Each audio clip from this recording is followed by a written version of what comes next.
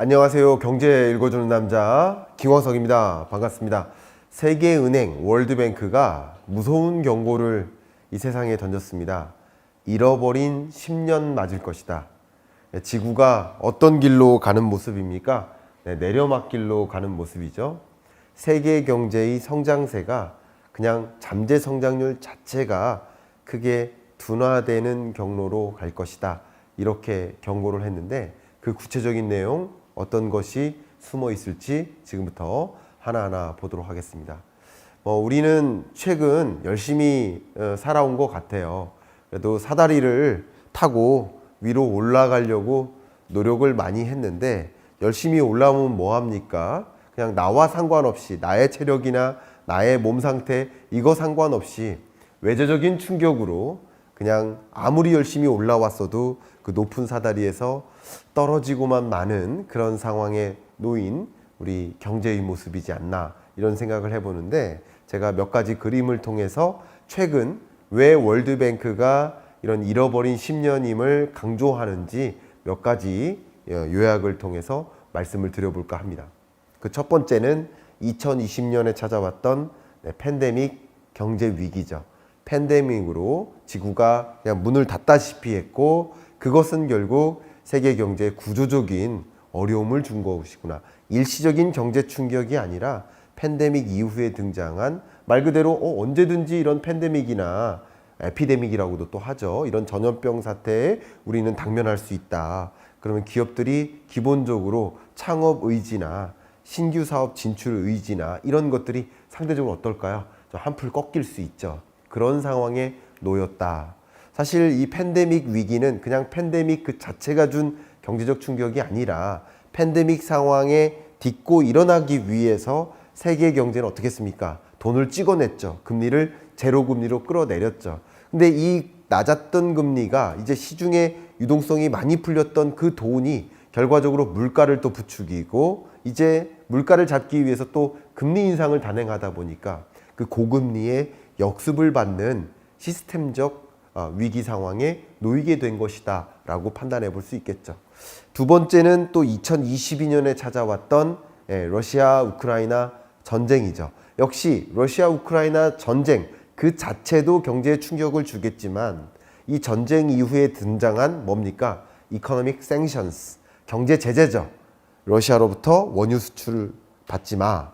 러시아로부터 천연가스 의존하지 마. 이렇게 각종 원자재나 부품 또 이런 것들 원료 수급이 원활하지 않게 되다 보니까 공급망 병목 현상이 야기됐고 원자재 가격이 치솟다 보니까 그게 소비자 물가에 반영되면서 22년부터 찾아온 초인플레이션이라는 거대한 숙제를 만난 거죠. 다시 정리한다면 팬데믹은 그 자체로서도 충격이지만 고금리의 역습을 가져온 것이고요. 전쟁 그 자체도 충격이겠지만 전쟁 이후에 등장한 초인플레이션이 우리에게 짊어져야 될 숙제를 준 거죠. 고금리, 고물가라는 숙제를 안겨준 겁니다. 근데 거기서 또 멈추는 게 아니라 23년에 찾아온 금융부실, 뱅크데믹, SVB 사태 이후에 등장한 각종 미국, 유럽 또 우리나라 은행도 마찬가지입니다만 금융부실에 좀 대응하기 위한 그 행보 자체도 중요한 거죠. 결과적으로 이런 은행의 부실이 어디까지 전개될까 하면 걱정하고요. 그럼 금융당국 그리고 중앙은행들에서도 대출 규제를 함으로써 자본을 은행에게 많이 주지 않음으로써 결과적으로 은행의 안정성을 살피는데 더 집중을 하다 보면 상대적으로 물가 잡기나 상대적으로 경기 침체 완화라든가 이런 나머지 숙제에 집중할 수가 없는 거거든요. 상대적으로 금융무실 문제에 집중하게 만들고 그게 결과적으로 또 다른 경기 침체 요인으로 불거지고 있다라고 요약해 보겠죠. 이런 세 가지 위험 요인, 팬데믹, 전쟁, 그리고 뱅크데믹 이 세 가지 현상이 우리 경제에 엄청난 폭풍과 같은 숙제로 다가오면서 우리 경제가 잃어버린 10년을 시작한다라는 월드뱅크의 진단이 있었습니다. 보시는 것처럼 월드뱅크 보고서는 이렇게 롱텀하게 어떻게 된다? 성장률이 어떻게 된다? falling, 떨어진다 라고 이제 전망을 했는데 그 보고서에 담긴 이 보고서 제가 열심히 읽었는데 제가 정확히 기억이 안 나는 600페이지인가 800페이지가 돼요. 그걸 모든 내용을 다 전달해 드리기는 어렵지만 여러분들이 다 일일이 확인해 보실 만큼의 시간적 여유가 없으시니까 제 이 보고서 정말 중요한 보고서거든요. 이 보고서에 담긴 구체적인 내용을 좀 요약해서 정리해서 설명드려볼까 합니다. 일단 첫 번째는 실질 성장률이에요. 지난해보다 올해 GDP가 얼마나 늘어날까를 판단하는 실질 성장률 전망을 보면 세계 경제가 검정색부터 보십시오. 22년 떨어지다가 23년 더 떨어진다. 그 더 떨어지는 이유는 주로 어떤 나라들 때문이다? 선진국 보십시오. Advanced Economics. 이 빨간색 선진국들이 크게 더 L자로 떨어지기 때문이다. 사실 EMDE, Emerging Market and Developing Economies. 신흥개도국들은 오히려 22년보다 23년이 살짝 살포시 우상향하는 모습이 있어요. 상대적으로 고물가를 안 만났고 상대적으로 고금리를 도입할 필요가 없었던 거죠. 상대적으로 또 이 신흥개도국들은 펜트업 디맨드, 리오프닝 이런 것의 기회를 또 맞이하기도 하고 관광산업이 또 집중되는 산업 그런 섹터 아니겠습니까? 이 신흥개도국들에게 그런 것들의 영향으로 어쨌든 신흥개도국들은 나름 괜찮다. 그러나 고물가, 고금리의 역습을 받는 선진국들이 유독 어려워지면서 세계 경제가 22년보다 23년 더 꼬꾸라지는 모습이다 라고 진단하고 전망하고 있습니다. 근데 그게 중요한 게 아니라 경기 침체가 L자로 지속되고 있는 현상, 그게 중요한 것이 아니라 이 잃어버린 10년, 장기적으로 2030년까지 세계 경제는 잠재 성장률 자체가 둔화하고 있다라고 표현하고 있습니다. 실제 2000년대, 2011년대, 그리고 2022년 이후, 전쟁 이후죠. 그 이후에 잠재 성장률이 3.5에서 2.6, 2.6에서 2.22%로 크게 내려오는 모습을 확인할 수 있습니다. 이 세계 경제뿐만 아니라 우리가 믿고 있던 고도의 성장세를 유지하는 신흥개도국 EMD 같은 경우도 6%대에서 5%대로 그리고 4%대로 그냥 잠재 성장률 그 나라의 혹은 그 권역의 혹은 세계 경제의 체질 자체가 저성장 고착화되고 있다라고 진단하는 모습인 거죠. 잃어버린 10년, 잠재 성장률의 둔화, 그것을 볼 때는 일단 첫 번째 리세션, 지금 장기 리세션 상태, 그레이트 리세션 상태라고 제가 책에서 계속 강조해 오지 않았습니까? 리세션이 전개되고 그리고 뱅킹 크라이시스, 뱅크데믹 현상도 계속 꾸준히 전개되고 있고 에피데믹, 이 전염병 사태도 계속 부정적인 세계 경제에 부정적인 영향을 미치고 있다 보니까 잃어버린 10년으로부터 나올 수가 없는 것이다. 세계 경제가 장기적으로 저성장 고착화되고 있다라고 볼 수 있습니다. 잠깐 에피데믹 부분 좀 강조해서 말씀드리면 우리 한국 경제 또 선진국 경제는 백신을 21년, 22년에 많이 보급받았고 그리고 이미 제자리로 돌아가는 그런 국면을 우리는 맞이했고 마스크도 벗고 일상으로 다시 돌아왔죠. 그러나 백신 보급 속도가 그냥 완전히 열의했었던 아프리카 지역 같은 경우는 지금 그 백신 접종률 자체가 보급 속도 자체가 매우 느려서요. 지금 40%가 안 됩니다. 아직도. 그 2차 접종이 아니라 1차 접종이 그렇다는 거예요. 그렇게 아프리카를 비롯한 주요 신흥개도국들은 이 시스템, 의료 시스템 자체가 안 좋기 때문에 그냥 이 백신을 수출해 주거나 혹은 우리가 직접 지원을 해 주거나 한다고 바로 백신이 보급되는 상태가 아니거든요. 그런 국면에 있는 이 신흥개도국들이나 개발도상국들 이런 국가들의 경우에는 아직도 전염병으로부터 이 회오리로부터 나오지 못하고 있는 상황이에요. 그런 것들이 결국 세계 경제의 잠재 성장률 자체를 둔화시킨다라고 표현하고 있습니다. 잠깐 잠재 성장률은 무엇일까? 이런 질문을 많이 하시는데요. 잠재 성장률은 이렇습니다. 제가 자동차에 많이 비유를 해요. 10톤 자동차가 있고 5톤 자동차가 있어요. 트럭입니다. 이 10톤 트럭은 10톤만큼을 드러나를 수 있어요. 그 5톤 트럭은 맥스로 5톤을 드러나를 수 있는 거예요. 근데 10톤 트럭이 뭐 그날따라 장사가 잘 되면 10톤도 드러날 수 있지만 장사가 잘 안 되면 2톤, 1톤도 드러날 수 있는 거예요. 1톤, 2톤, 10톤 왔다 갔다 하는 게 뭐예요? 실질 성장률의 개념이에요. 그러나 이 자동차는 10톤 트럭은 10톤만큼은 드러날 수 있는 기초 체력이 있는 거예요. 이해가시죠? 5톤은 5톤의 체력이. 그런데 만약에 이 경기가 좋아서 10톤을 장사를 잘 운임 장사라고 볼 수 있겠죠. 운송 사업을 많이 할 수 있는 날도 있지만 그날따라 장사가 잘 안 돼서 경제가 안 좋아서 2톤밖에 운송 수요가 없어요. 그러면 2톤이라는 이 실질 성장률이 줄어드는 느낌이지만 기초 체력 자체가 빠지는 건 아니잖아요. 근데 만약에 10톤짜리 트럭이 5톤 트럭으로 바뀐다. 이건 뭐라고 표현할 수 있을까요? 잠재 성장률이 둔화된다. 이렇게 표현해 볼 수 있는 거예요. 잠재 성장률의 개념 아시겠죠? 또 이렇게 등치 있는 남자가 뭐 밥을 그래도 한 공기는 충분히 먹을 수 있는 거 아니야? 우리가 그 등치 큰 남자로부터 밥 먹는 양을 기대할 수 있는 것은 아마도 한 공기는 다 먹을 거야 라고 기대하는데 이 사람이 아예 체력 자체가 좀 소진되거나 뭐 기초대사량이 좀 줄어들었던가 뭐 여러 가지 요인으로 인해서 많이 먹어봐야 기껏해야 반 공기로 바뀌었어요. 기초 체력 자체가 꺾였다. 이렇게 볼 수 있는 거죠. 너는 왜 등치값도 못하냐. 이런 개념이 바로 잠재 성장률의 느낌입니다. 그 나라 경제의 산업구조, 인구구조 혹은 여러 R&D 수준이라든가 기술개발 수준 그리고 혁신성 수준 이런 것들을 고려해서 그 나라가 요 정도 성장할 거야 라고 기대하는 그게 잠재 성장률의 개념인데 우리나라 잠재 성장률이 어떻습니까?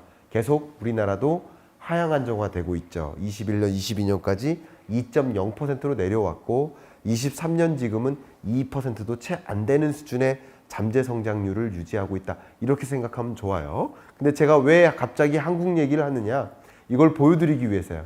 우리나라 잠재 성장률이 2.0%다. 그러면 그 중에 총 요소 생산성, 좀 어렵죠? 총 요소 생산성의 기여도가 0.9%포인트. 그리고 자본 투입의 비중이 1.4%포인트 기여한다예요. 한국의 잠재 성장률에 총 요소 생산성이라는 요소가 자본 투입이라는 요소가 또 노동 투입이라는 요소가 얼마만큼 각각 기여하는가 이걸 보여주는 거예요. 이해가시죠? 그것이 얼마만큼 기여하는가라는 것을 보여주는데 그래서 잠재 성장률을 구성하는 기여도별로 말씀을 드리면 하나가 노동 투입, 하나가 자본 투입, 세 번째가 총 요소 생산성의 투입량 이거라고 볼 수 있겠습니다. 이 세 가지가 잠재 성장률을 구성한다. 이렇게 이해해 주시면 도움이 되겠습니다. 그런데 세계 경제가 잃어버린 10년을 겪고 잠재 성장률이 둔화되는 이유는 보시는 것처럼 레이버, 노동 투입이 줄고요. 자본, 캐피털이죠. 자본 투입도 줄고요. 그리고 TFP가 바로 총 요소 생산성이라는 개념입니다. 그것도 많이 준다. 2008, 9년 글로벌 금융위기 때도 이렇게 구조적으로 이 잠재 성장률이 둔화했었던 이유가 세 가지 요인이 다 줄어서다라고 볼 수 있는데 글로벌 금융위기 이후에 2020년에 팬데믹 위기가 찾아왔고 그때부터 시작된 글로벌 리세션의 이 현상은 어쨌든 자본 투입도 줄고 신규 투자를 안 한다는 거예요. 노동 규모도 줄고요. 그리고 역시 총 요소 생산성도 많이 줄었었다. 그러나 총 요소 생산성은 어쨌든 T+1 기에 다시 반등했다. 2020년에 충격이 있었다면 21년에 반등했다라는 설명이에요. 근데 이것은 2021년을 말씀드리는 거고 2030년까지 어떤 흐름일까? 세계 경제의 잠재 성장률에 기여하는 3대 요소가 어떤 흐름일까를 짚어보면 왜 잃어버린 10년을 계속 지속할 것인가 라고 판단하고 있는지 우리는 그림을 그릴 수 있죠. 그 첫 번째 세계 경제 잠재 성장률의 둔화 배경은 바로 글로벌 노동력의 감소다. 이 보시는 것처럼 전체 인구에서 생산 연령 인구가 차지하는 비중이죠. 이 비중이 왜 중요하냐면 생산 연령 인구의 규모도 중요하지만 전체 인구에서 생산 연령 인구가 만 15세에서 64세까지를 가리키는데 만 15세에서 64세 생산 연령 인구가 만 15세가 안 되는 유소년층을 부양해야 되죠. 그리고 만 64세 이상 고령층을 또 부양해야 되죠. 부양해야 되는 부양 부담이 가중되는 모습을 볼 수 있는 거예요. 그렇기 때문에 생산 연령 인구가 전체 인구 대비 차지하는 비중이 선진국, AE는 Advanced Economies, 선진국을 뜻합니다. 선진국의 경우에는 그 비중이 급격히 줄어들죠. EMD, 신흥개도국들은 그냥 정체되죠. 그러니까 세계 경제는 정체되거나 혹은 살짝 둔화되죠. 결국 글로벌 노동력이 전체 부양 대상의 비중까지 생각해 보면 부양 대상 규모는 늘어나거나 계속 유지되고 있는데 생산 연령 인구는 감소하니까 어떻게 됩니까? 결국 글로벌 경제가 역동적일 수가 없다. 노동력이라는 관점에서 감소하고 있다. 세계 경제를 부양할 수 있을 만큼의 충분한 노동력이 유지되고 있지 않다. 중국도 이 인구가 감소하기 시작했고 생산 연령 인구는 진작부터 크게 감소하기 시작했죠. 고령화가 전개되고 있다는 뜻이에요. 그런 것처럼 선진국이나 중국을 비롯한 주요국들의 인구가 특히 생산 연령 인구가 감소하는 현상은 글로벌 경제 자체의 잠재 성장률 자체를 둔화시키는 가장 중요한 요소가 될 수 있겠다. 두 번째는요, 바로 자본 투입입니다. 노동력 축소가 있을지라도 좀 자본 투입이라도 계속 이어진다면 괜찮을 수 있겠다라고 기대할 수 있겠는데 보시는 것처럼 투자가 얼마나 증가하는지를 확인해 보면 세계 경제 관점에서는 유지돼요. 그리고 선진국들의 경우에는 2000년대 초반보다 21년대 들어와서 더 적극적으로 자본 투입을 늘리는 신규 투자를 적극적으로 늘리는 기업들의 신사업 진출이라고 볼 수 있겠죠. 그런 투자가 늘어나는데 신흥개도국들의 경우에는 2000년대보다 2011년대 급격히 줄어들었죠. 그리고 중국을 제외한 나머지 신흥국들의 경우에도 마찬가지 2000년대보다 2011년대 줄어들었죠. 자본 투입 축소가 이어지고 있는 현상이라는 거예요. 그리고 이 자본 투입 축소뿐만 아니라 글로벌 교육 자체도 마찬가지예요.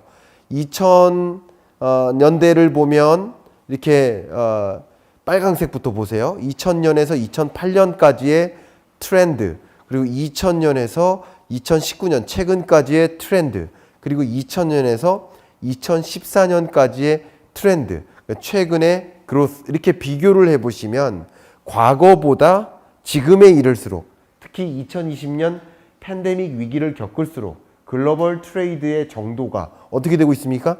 줄어들고 있다. 글로벌 교역에 의존하는 정도를 줄여나간다는 얘기는 선진국들이 신흥국에 신규 투자를 혹은 해외 직접 투자를 할 필요가 있다라고 해석하는 거예요?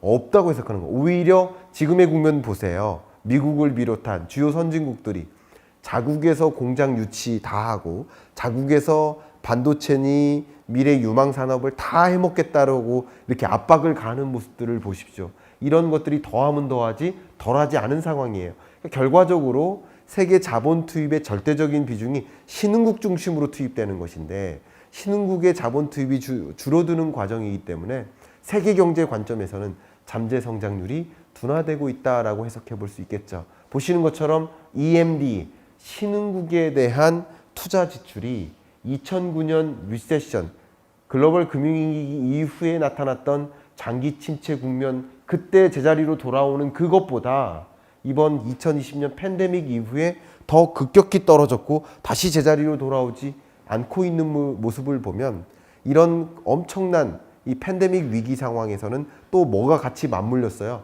글로벌 밸류체인의 붕괴. 그냥 신흥국에 공장 기지를 두고 있는 게 유리하지 않을 수 있겠구나 라는 것까지 또 감안하다 보니까 선진국들이 어떻게 합니까? 신흥국에 대한 신규 투자를 많이 안 하는 모습, 자본 투입의 축소로 이어졌다는 것이죠. 그게 잠재 성장률의 둔화 배경이다라고 볼 수 있습니다. 마지막으로 잠재 성장률의 둔화 배경은 역시 총 요소 생산성의 감소라고 볼 수 있겠습니다. 총 요소 생산성의 그 증가율을 보시면 뭐 세계적으로도 마찬가지 다 전반적으로 하향 안정화되고 있다. 세계 경제나 선진국이나 신흥개도국들이 할 것 없이 모두 다 총 요소 생산성이 감소하고 있구나라는 것을 확인해 보면 우리는 뚜렷이 느낄 수 있지 않을까 생각합니다. 이 총 요소 생산성을 제가 설명을 아꼈어요. 여기서 설명드리려고 한 겁니다. 총 요소 생산성은 마치 이런 거예요. 제가 농업을 합니다. 자본을 더 많이 투입하면 비료를 넣는 거죠. 그죠? 그러면 아무래도 생산성이 높아지겠죠. 또 노동력을 더 많이, 인부를 더 많이 고용해서 투입을 더 많이 하면 아무래도 수확량이 더 늘어날 수도 있겠죠. 근데 그러면 뭐합니까? 자본 투입 많이 일어나고 노동 투입 많이 하면 뭐합니까? 날씨 자체가 안 좋으면 홍수 일어나고 비가 안 내리면 어떡합니까? 농업 환경이 좋지 않죠. 마치 이런 것처럼 총 요소 생산성은 노동 투입, 자본 투입이 아니라 그 밖에 나머지입니다. 그 자체가 시스템적으로 충분히 생산성을 구현할 수 있느냐 여부를 판단하는 것인데, 예를 들면 그 기업이 얼마나 혁신적인가, 인적 자본이 얼마나 생산적인가, 또 규제가 너무 까다로워서 기업들이 저만큼 달려가려 해도 규제 때문에 저 사업 못해요 하는 환경인가, 사회적 자본, 예를 들면 가장 대표적인 게 통신 인프라, 뭐 그 밖에 전기 인프라, 물류 인프라 이런 게 얼마나 잘 구축되어 있는가, 경제 자유도가 얼마나 잘 구성되어 있는가, 이런 것들을 가지고 총 요소 생산성을 확인할 수 있어요. 결과적으로 노동 투입이 잘 이루어지지 못하고 자본 투입이 잘 이루어지지 못한다 하더라도 그 시스템 자체를 혁신적으로 구현하면 충분히 우리는 잠재 성장률을 끌어올릴 수 있는 겁니다. 그런데 지금의 경우에는 총 요소 생산성 마저도 줄어들고 있다라고 볼 수 있고요. 지금 뭐 세계 경제의 총 요소 생산성이 줄어들고 노동 투입, 자본 투입이 줄어들어서 잃어버린 10년을 경험하는 그런 국면으로 가고 있는 거 굉장히 중요한 상황인 거 맞습니다만, 또 한국 경제 입장에서 우리나라의 총 요소 생산성을 또 늘리거나 자본 투입, 노동 투입을 좀 늘려서 어쨌든 결과적으로 우리 경제의 잠재 성장률 자체를 끌어올리는 것도 고민하지 않을 수 없는 입장이에요. 그러나 인구 감소 부분 우리가 어떻게 해결합니까? 결과적으로 하나하나의 노동력을, 생산성을 올리는 교육 혁신이 필요한 상황이다라는 것을 좀 강조하고요. 인적 자본 자체가 더 고도화된 고부가가치 산업으로 우리가 전환하면 되겠다라는 의견을 드리고, 기업들이 각종 규제나 인프라가 부족해서 저만큼 신규 투자하고 싶은데 못하게 막는 것들이 있다면 그것을 좀 바로잡는 노력도 동시에 필요하겠다라고 강조하고 싶고요. 그리고 기본적으로 우리 혁신성을 더 올려서 우리 경제가 잠재 성장률이 계속 떨어지고 있는데 이걸 다시 올릴 수 있는 부분 적극적으로 고민해야 되는 그런 시점이 아닌가 생각이 됩니다. 잃어버린 10년을 경험하게 될 그런 국면에서 다시 한번 우리가 재도약할 수 있는 그 그림을 그릴 수 있는데, 여러분들도 함께 해주시고 정부나 기업도 함께 고민해 주시길 바라는 마음으로 이번 주 경제 읽어주는 남자 마무리하겠습니다. 감사합니다.